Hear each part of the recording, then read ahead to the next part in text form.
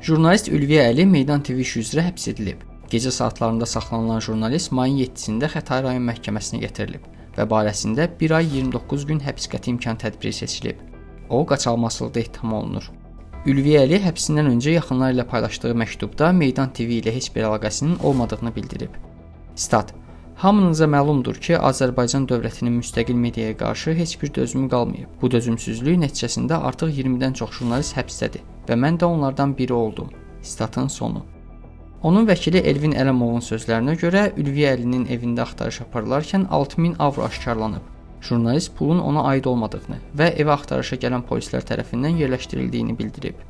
Ülviyə Əli vəkilə saxlanılarkən zorakılığa məruz qaldığını da deyib. Meydan TV işi üzrə indiyə kimi 10 nəfər həbs olunub. Onlar qaçalmazlıqda ittiham olunurlar. Təqsirləndirilənlərin heç biri ittihamları qəbul etmir. Həbslərini peşə fəaliyyəti ilə əlaqələndirirlər. Azərbaycan rəsmiləri isə ölkədə heç kimin peşə fəaliyyətinə görə həbs olunmadığını bildirir.